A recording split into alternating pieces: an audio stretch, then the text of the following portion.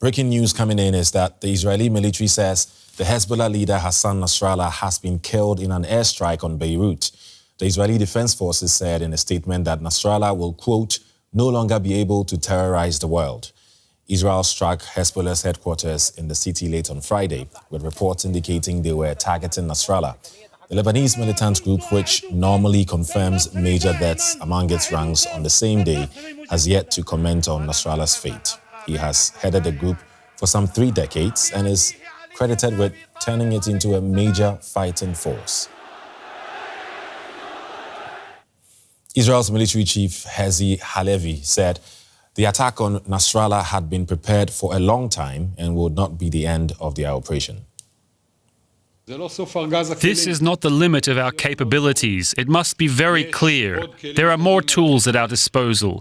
And the message is simple. Anyone who threatens the citizens of the State of Israel will be reached, whether in the north, the south, or even in more distant places. This attack was prepared for a long time, executed at the right moment with great precision, and now we are moving forward with careful preparation for the next steps. From on this, let's bring in DW correspondent Tania Krämer in Jerusalem. Hello, Tania. What are you hearing from Israel regarding Nasrallah's death and possible retaliation by Hezbollah? Well, most certainly everyone here was waiting to hear what had happened after this massive strike on Friday evening in the Daher suburb in southern Beirut. And the army said then this morning that they actually indeed killed the Secretary General of Hezbollah, Hassan Nasrallah. According to this announcement, also other commanders, senior commanders, were killed in what they described as a central command center of the organization underneath residential buildings that the Israeli Air Force targeted there. Now, we have not heard a confirmation yet from Hezbollah as to whether Nasrallah was killed. Now, this is seen as a watershed moment here. Of course, Nasrallah has led the organization for over 30 years. His predecessor was also assassinated in 1992 by Israel. And, this comes when Israel has taken escalatory steps since, for the past 2 weeks, from the pager and walkie-talkie attacks to killing senior commanders. Then on Monday, this massive air offensive on southern Lebanon and eastern Lebanon. And of course, now this, we don't know yet the human toll of these airstrikes on southern Beirut. But of course, there's also the question here in Israel now, what will Hezbollah do next? What will a possible retaliation look like? We've been hearing already air raid sirens as in the past weeks, of course, going off in northern areas, but we don't know yet how large this will get. Right. So how likely is it that we will now see an Israeli ground invasion on Lebanon? Because somehow it was expected. Well, we don't know yet exactly what the military will do as from now. I think this also depends on the next steps by Hezbollah, potentially also by Iran. But we heard just there the IDF Chief of Staff, Herzi Halevi, saying this is not the last tool in our toolbox. We've seen in the past days a build-up at the northern border of ground forces. Also, reserve units have been called up. But having said that, there is a lot of, I think, substantial support for the air campaign right now in Lebanon against Hezbollah. What many Israelis see as a major threat to Israel. But, this might change also if there's a ground invasion, because that is much more risky for the soldiers there on the ground. But at the same time, of course, we've heard military experts explaining that they probably need to go in to create a sort of buffer zone in this border area. So we have to wait and see, because it seems that Israel is unlikely, at least at this point in time, as it looks like, to back down. Right. Only time will tell. DW correspondent Tania Krämer in Jerusalem. Thank you. Let's get more from journalist Stella Männer. She joins us from Beirut. Stella, Israel claims that Hezbollah leader Nasrallah has been killed. What more can you tell us? Yes, this is a statement that we've only, for now, have heard from the Israeli army. It is no surprise, as there has been speculations going on ever since last night, when Israeli army announced that Hassan Nasrallah was the target of the strike. Ever since then, people are wondering whether he is still alive or not. Yesterday, sources very close to Hezbollah have denied his death, saying that he's in a good state. But this is nothing uncommon so far. If we remember in August, when the Hezbollah commander, Fuad Shukr, was killed, this is exactly the same thing that happened back then. After the attack, the Hezbollah declared that he's still alive and nothing has happened, and later on then had to admit that Shukr was in fact killed. Right. So basically from what you're saying, there's not been any reaction so far from Hezbollah. What about general reactions inside the country? So inside the country, the reactions are a bit different. There are some people on social media that are celebrating the deaths of Nasrallah. They seem to be very sure that this message is true, and they are very happy to read about the death of Nasrallah. But there are also some other people in the country who are more careful. They are waiting to hear what Hezbollah is going to say next. That Hezbollah has not said anything so far. It's no wonder they're probably still busy figuring out how to communicate the death, how to set up the PR, how to deal with it, and probably they're also busy to put their second in command in a safer place. Right. So, if confirmed that he has been killed, what will this mean for Hezbollah? If Nasrallah is indeed dead, that would have massive consequences for the organization. Hassan Nasrallah is known to be a very charismatic leader. He was very popular among the members of Hezbollah because he spoke the urban accent here. He often made jokes. He's also very linked to big successes that Hezbollah has achieved in the last couple of years. But he's not only a very important leader for the organization, he's also a key figure for the whole so-called axis of resistance and the Iranian regime. And if Nasrallah is dead, then Iran loses an important figure. Nasrallah was coordinating the attacks from Lebanon with the Iranian regime, and the regime now has to figure out what they are going to do. Nasrallah knew Lebanon much better than the Iranian regime. He had an insight into the country. He knew about political dynamics. So if he's really dead, he will leave a void that will be very hard to fill. Right. Journalist Stella Männer in Beirut. Thank you. Let's get more. With me in the studio is DW Middle East analyst Shani Rozanes. Shani, we have no confirmation from the Lebanese side yet, but why is that the case? Well, first of all, probably it's a good indicator of the chaos, complete chaos. They're still, there after this operation of Israeli forces. According to Israeli IDF forces, they have dropped a ton of, a total sum of bombs in a way ton on that very building. I mean, there's very little left behind.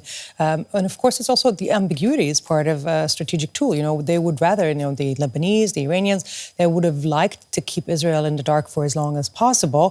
Israelis seem to be very confident in this action. I mean, there's no doubt they've been on Nasrallah's tails for a long time. I think there was strategically a decision to avoid hitting him until recently. There's been a shift in Israeli policy. We've seen it in the last 2 weeks, definitely starting September 17th, the Pages attack, when Israel decided to go into higher gear and no longer stick to this tit-for-tat kind of exchanges we've been seeing since October, and eventually in the peak that we saw last night, deciding to go for the leader of Hezbollah, Nasrallah himself.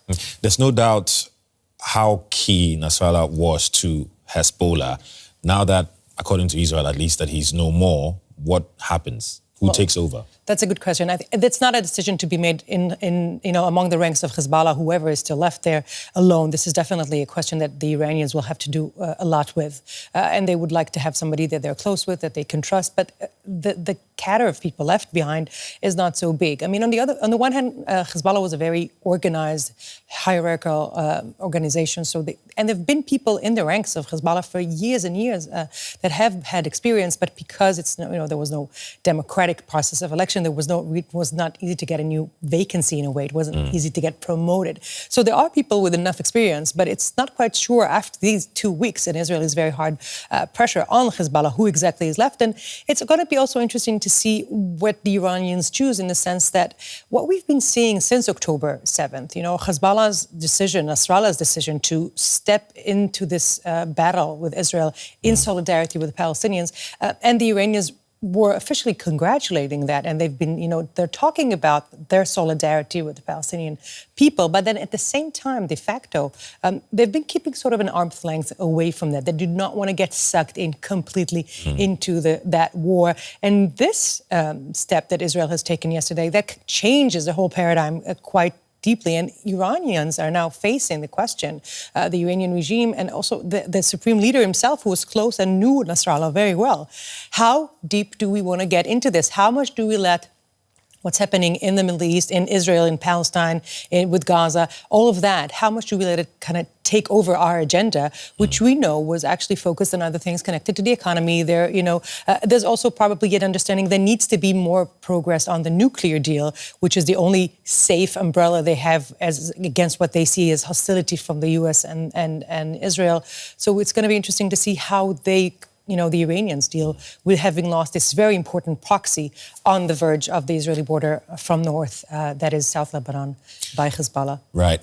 How does this all play into Israel's ultimate goal? Especially, we've been talking about a possible ground invasion. In this case, would that even still be necessary? Well, it depends. I think Israel would like to avoid it as much as possible. A ground invasion is exactly where Israel starts to flail. It has clear advantage when it comes to airstrikes and air forces, when it comes to ground operation in the south of Lebanon, a place that has, a stronghold of Hezbollah, a lot of support, lots of also through the years infrastructure and capability to ambush and fight, give a good fight to Israeli forces. They have known it themselves as Israelis after 18 years in what was the buffer zone back then. Israel had to retreat in 2000. So for Hezbollah, in a way, there would be some sort of a gift that they're giving, the chance for fighting Israeli troops one-on-one on the ground level. Israel would try to avoid it. I'm not sure. I mean, when it talks about giving the Israeli citizens of the north the sense of security that is good enough in order for them to want to go back to their houses, I'm not sure Israel can avoid a ground invasion. It is yet to be seen. The next days are very crucial to see how this is unfolding, how fast, if at all, it's escalated. I suspect there will be some sort of response from Iran. Right. Meanwhile, there's still talks of a possible ceasefire agreement.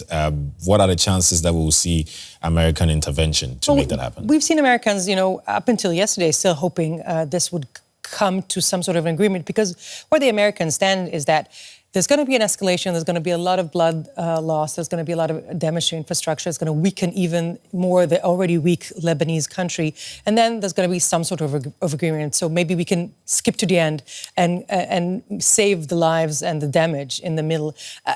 I think it's a very logic way of seeing things, but I think it kind of misses on the psychology of this dynamic, in the effort of both sides to deter each other, and about how the power struggle in the Middle East work.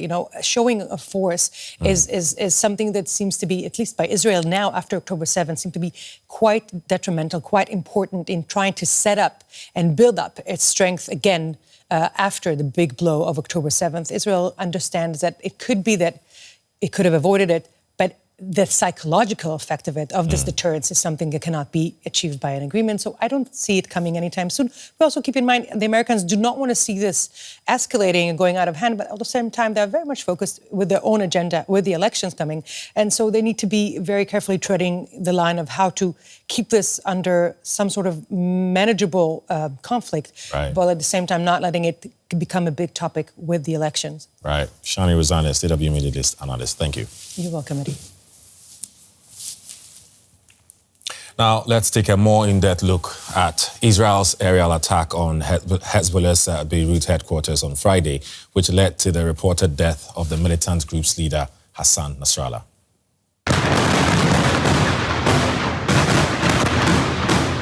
The explosions were felt as far as 30 kilometers away. Multiple buildings were leveled in this residential suburb of southern Beirut. Israel's army quickly confirmed it was behind the strike.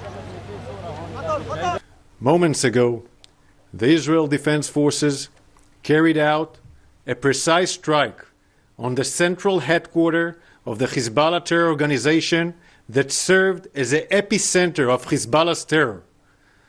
Hezbollah's central headquarters was intentionally built under residential buildings in the heart of the Dahia in Beirut.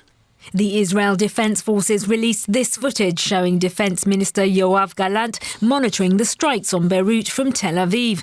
Israeli media sources quoting officials say this man was the target, Hezbollah leader Hassan Nasrallah. The strike came a day after Israel rejected a 21-day truce plan proposed by the United States and its allies, designed to prevent an all-out war in the Middle East.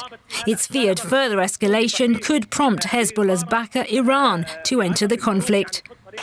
Israel and Hezbollah have been exchanging fire across the Israel-Lebanon border for over 11 months, since the October 7th terror attacks on Israel by Hezbollah's Palestinian ally Hamas. Both are considered terrorist groups by multiple countries. But this week, Israel dramatically intensified its strikes on Hezbollah targets in Lebanon, killing 700 people, according to Lebanese officials, and prompting more than 100,000 civilians to flee. On Friday, Iran's embassy in Lebanon vowed punishment for Israel, saying the strike, quote, changes the rules of the game. And that's just what international observers fear. With Israel reported to have moved thousands of troops towards the border in preparation for a potential ground invasion, the prospects of a wider war seem higher than ever. Let's bring in Makram Rabah, Assistant Professor of History at the American University of Beirut. Hello and welcome, sir. What's your reaction to the news that Hezbollah chief Hassan Nasrallah has been killed? Well, I would say that this is a natural progression of events, especially that from the beginning of the war up until now, Hassan Nasrallah and Hezbollah, and by extension Iran, have refused to disconnect from the war in Palestine. And in addition to the fact that they have failed to understand that the world has changed. While many people are looking at the strike as a kind of a military victory, I think what is happening is basically it's a political decision to get rid of Hezbollah and as well as to put Iran under trial in a way. Nasrallah's militia are not responsible only for the destruction of Lebanon, but in a way they were leading the so-called Iranian expansionist plan in the region. And so we see that the total collapse of Hezbollah and the total collapse of the Lebanese state is something that every one of us as Lebanese should take a step back and think what will happen after the official declaration of Hezbollah that their leader and their so-called cult personality have been killed and his command has been wiped out. Right. It's interesting what you say, because that's exactly what I want to hammer on, because, we've not heard a confirmation from Hezbollah yet, but if his death is confirmed, what could it really mean for Hezbollah and its operations? Well, I think this idea that Hezbollah cannot be destroyed is something that was defeated in the streets of Beirut. The problem here is that Hezbollah is only a manifestation of Iran. And if left alone, Iran can go back to being a spoiler in the region. Unfortunately, I have no problem with actually the politics of Hezbollah, because this is something I'm willing to debate forever. However, we have to ask ourselves, where is the Lebanese government here? Because Hezbollah showed that he is not interested in the innocent civilians, first of all, by storing weapons and rockets within civilian populations. And explosions going off across Lebanon is a case in point. And more importantly, they have not set up any kind of a civilian emergency plan. Many of the innocent people that were driven out of their homes in their pajamas with their kids slept out in the open, sir. And this is something which is more tragic than the killing of Nasrallah. So here we have to say that one has to go back to the basics. First of all, the international community is clearly telling us we should implement UN Security Council Resolution 1559, which is basically no armed groups in Lebanon except the Lebanese army and the Lebanese state. So if the ruling establishment and the ruling elite do not convene immediately and elect a president and reformulate the government, Lebanon's tragedy will only be, what we are seeing is only just a sample of the ongoing tragedy, and this will become worse and worse as time goes by. Right, and worse is where world leaders don't want this to get. They want to prevent further escalation. Now, Israel has eliminated many Hezbollah leaders in recent days. Does Hezbollah still have a command structure, or could this be the end of Hezbollah? I am someone who has never looked at Hezbollah's military capabilities with much admiration, and what had happened recently proves my point. First of all, Hezbollah is only a militia that is serving the purpose of Iran by suppressing the people of the region. Hezbollah is only good at killing Arabs and killing Lebanese and Syrians and Iraqis and Yemenis, and they were never ever geared towards really fighting Israel. And here, and more importantly, one of the cardinal sins of Hezbollah, that it has lost its compass, so to speak. Initially, when Hezbollah was founded in 1982, it was founded against the backdrop of the Israeli invasion. So they claimed they wanted to liberate land. At the moment, there's no occupied Lebanese land whatsoever to fight for. More importantly, when you do not have the national interest of the Lebanese in mind, this is what happens. So I don't think, and I actually have information that many of the counterattacks that the Hezbollah fighters are doing right now are more or less individual initiatives, meaning that they don't have any sort of contact with their leadership. More than 90% of Hezbollah's leadership are nowhere to be found. Some of them are dead in the rubble, and some of them are actually hiding within civilian population, which is basically very alarming. Right. We cannot talk about Hezbollah without mentioning Iran, a main supporter and backer of Hezbollah. What does this mean for Iran? Well, Iran now has the difficult decision. If they think that they can get away with destroying Lebanon and Palestine and simply just lay low, as the Iranian president at the moment tried to do at the UN General Assembly meetings, and saying that Iran wants to cooperate in order to establish security and stability in the region, now they have been called out. So their bluff of being a kind of a positive factor will be determined in the next couple of days. Moreover, I believe that ultimately Netanyahu, as well as many Western countries, has gotten to this realization that if we do not address the elephant in the room, which is Iran, this will only be one episode in a series of other chapters that can only bring more death and destruction to the entire region as well as to the international community. Right. Makram Rabah from the American University of Beirut. Thank you for your insights. Thank you. Thank you very much.